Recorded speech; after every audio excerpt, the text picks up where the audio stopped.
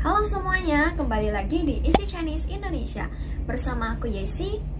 Saat kita belajar sebuah bahasa asing, itu tidak akan terlepas dari mempelajari budaya bangsa tersebut. Misalnya kita belajar bahasa Korea, maka kita harus belajar juga budaya negara Korea. Kalau kita belajar Mandarin, maka kita juga harus mempelajari budaya negara Tiongkok. Dengan begitu, kita akan bisa lebih baik lagi dalam memahami dan juga menggunakan bahasa tersebut. Berbicara tentang budaya, itu pastinya mencakup banyak hal dan juga banyak bidang ya. Misalnya kesenian, sastra, dan lain-lain. Nah, di video kali ini aku mau ceritain satu cerita rakyat Tiongkok yang sangat terkenal dengan tema kisah cinta yang berjudul Liang Shanbo Yu Chu Ying Tai. Dan langsung saja kita mulai ceritanya.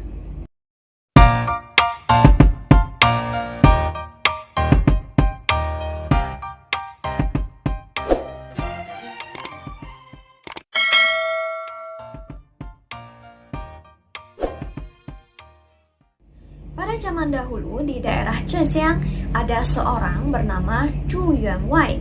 Dia dari keluarga yang cukup berada dan cukup terpandang dan dia mempunyai 8 anak laki-laki. Dan pada usianya yang hampir mendekati 40 tahun, akhirnya dia mempunyai seorang anak perempuan yang dia beri nama Zhu Yingtai. Dan Zhu Yingtai tumbuh menjadi seorang wanita yang sangat cantik, elegan, dan juga cerdas, sehingga Zhu Yuanwei ini sayang banget sama Zhu Yingtai. Dan dari kecil, Zhu Yingtai juga sering banget mengikuti abang-abangnya untuk belajar sastra dan juga ilmu dan keahlian lainnya. Dan Zhu Yingtai sangat pandai dalam memetik kecapi, bermain catur, melukis, dan juga menulis kaligrafi. Zhu Yingtai itu merupakan seorang wanita yang sangat cerdas dan juga sangat suka belajar. Nah, pas usianya sekitar 15-16 tahun, itu dia mempunyai satu keinginan, yaitu untuk bersekolah di luar kota. Tapi pada zaman itu, wanita dilarang untuk bersekolah. Nah, karena keinginannya begitu kuat, akhirnya dia memikirkan satu cara agar dia bisa bersekolah di luar kota, yaitu dengan cara menyamar atau berdandan seperti seorang laki-laki. Saat Zhu Yingtai memberitahukan keinginannya kepada ayahnya, pastinya ayahnya nggak setuju dong anak perempuan satu-satunya melakukan perjalanan yang jauh ke luar kota untuk menimba ilmu.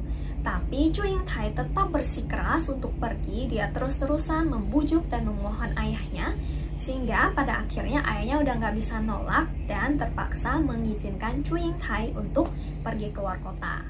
Setelah melakukan persiapan, beberapa hari kemudian Zhu Yingtai dan pelayannya berdandan seperti seorang laki-laki dan berangkat ke Hangzhou untuk bersekolah di salah satu sekolah ternama di sana. Karena jaraknya cukup jauh, jadi di tengah perjalanan, Zhu Yingtai dan pelayannya beristirahat di pondok tepi jalan. Dan saat itu dia bertemu dengan seorang pelajar yang sangat tampan. Mereka saling memberi salam dan juga berkenalan, menanyakan nama, asal, dan juga tujuannya. Dan pelajar tersebut bernama Liang Shanbo. Dan kebetulan sekali Liang Shanbo juga akan pergi ke sekolah yang sama dengan Zhu Yingtai. Dan saat Liang Shanbo dan Zhu Yingtai bertemu, mereka merasa sangat cocok. Kayak ngobrolnya nyambung, jadi mereka ngobrol lama banget, ngobrolin berbagai macam hal. Dan karena merasa sangat cocok dan juga berjodoh, akhirnya mereka bai cheng xiongdi atau berjanji atau memutuskan untuk menjadi saudara angkat. Setelah itu, Zhu Yingtai dan Liang Shanbo melanjutkan perjalanan mereka ke Hangzhou. Dan saat mereka sampai di sekolah, mereka menemui guru yang ada di sana. Dan guru di sana melihat kedua pemuda ini berpenampilan sangat rapi dan juga tampan, serta mempunyai etika yang baik dan juga sopan, dan guru mereka sangat menyukai mereka. Akhirnya, guru tersebut mengatur Liang Shanbo dan Zhu Yingtai untuk belajar di kelas yang sama, meja yang sama, dan juga tinggal di kamar asrama yang sama juga. Liang Shanbo memperlakukan Zhu Yingtai dengan sangat baik seperti terhadap adik laki-laki kandungnya sendiri. Jadi Liang Shanbo itu sangat peduli, perhatian kepada Zhu Yingtai. Namun, agar identitas asli Zhu Yingtai tidak ketahuan, Maka Chu Yingtai meletakkan 2 kotak buku di tengah-tengah tempat tidur mereka, dan di atas kotak tersebut juga diletakkan sebuah mangkok berisi air. Chu Yingtai bilang ke Liang Shanpo kalau dia itu tipe orang yang susah tidur gitu ya, jadi nggak bisa mendengar sedikit pun suara ataupun gerakan. Nah, kalau air di dalam mangkok itu tidak tumpah setetes pun, baru si Chu Yingtai ini bisa tidur dengan nyenyak. Dan Liang Shanpo pun memaklumi hal itu, dan dia selalu berbaring dengan tenang dan juga tidak bergerak sembarangan saat tidur. Sehingga Liang Shanpo itu sama sekali tidak menyadari kalau Chu Yingtai itu sebenarnya adalah seorang perempuan. Tapi identitas Chu Yingtai ini sebenarnya sudah diketahui oleh Shiniang. Shiniang itu istri dari salah satu gurunya. Aku akan nyebut Shiniang aja biar lebih gampang. Dan Shiniang memanggil Chu Yingtai itu dan berbicara terkait penyamarannya. Namun Chu Yingtai itu memohon kepada Shiniang agar jangan membuka rahasianya dan membantu menjaga rahasianya, karena tujuan dia adalah untuk menimba ilmu. Dan Shiniang melihat kecerdasan dan juga tekad kuat dari Chu Yingtai, akhirnya dia setuju untuk membantu Chu Yingtai menjaga rahasianya. Dan karena dia tahu sebenarnya Chu Yingtai itu adalah perempuan, dia menjadi lebih perhatian dan juga lebih menjaga Chu Yingtai. Dan akhirnya hubungan Chu Yingtai dengan Shiniang menjadi semakin dekat. Chu Yingtai itu selalu cerita ke Shiniang kalau ada kesulitan atau juga sering curhat begitu. Tak terasa 3 tahun sudah berlalu. Hubungan persahabatan Chu Yingtai dan Liang Shanpo juga semakin dalam karena mereka setiap hari menghabiskan waktu untuk belajar dan juga bermain bersama. Namun pada suatu pagi, Chu Yingtai mendapatkan surat dari keluarganya yang memberitahu kalau ayahnya Chu Yingtai itu sakit keras dan meminta Chu Yingtai untuk segera pulang. Akhirnya Chu Yingtai meminta izin kepada gurunya untuk pulang, dan sebelum pulang dia juga mencari Shiniang untuk bercerita mengenai maksud hatinya. Chu Yingtai berteman dengan Liang Shanpo selama 3 tahun, dan Chu Yingtai merasa kalau Liang Shanpo ini adalah seorang pemuda yang sangat baik, setia, jujur, pengertian, dan juga rajin belajar.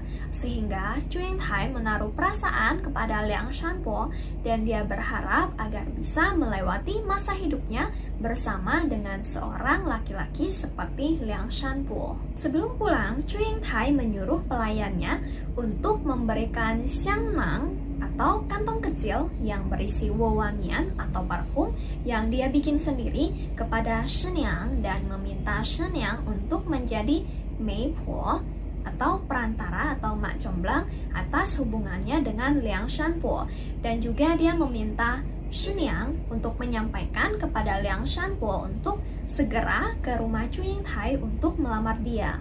Setelah itu Liang Shanpo nganterin Chu Yingtai untuk pulang. Tapi maksudnya bukan nganterin sampai ke rumahnya Chu Yingtai ya. Kalau zaman sekarang mungkin kayak nganterin ke bandara kayak gitu. Nah, dalam perjalanan itu sebenarnya Chu Yingtai ini udah beberapa kali berusaha untuk kasih kode ke Liang Shanpo bahwa dia sebenarnya itu perempuan dan dia punya perasaan, dia menyukai Liang Shanpo.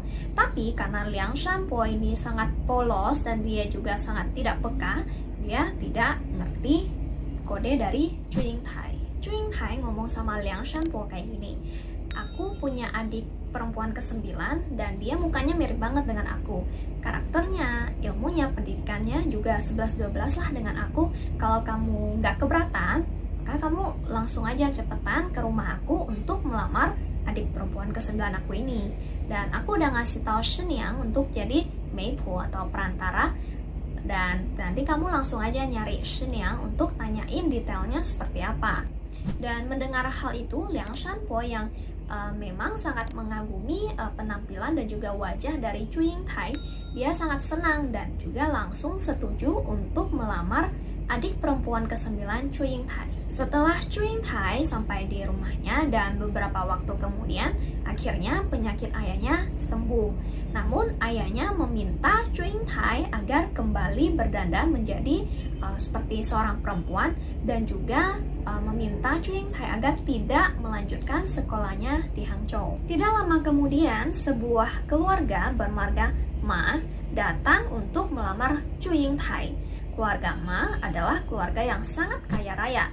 Dan seperti orang tua pada umumnya yang pastinya menginginkan agar anaknya mempunyai kehidupan yang baik dan berkecukupan, melihat keluarga Ma yang begitu kaya, ayah Chu Yingtai langsung setuju untuk menikahkan Chu Yingtai dengan anak dari keluarga Ma yang bernama Ma Wencai.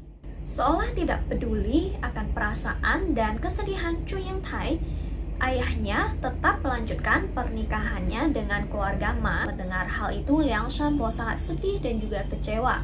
Dia merasa keinginannya sudah hancur semua dan dia menangis bersama dengan Chu Yingtai.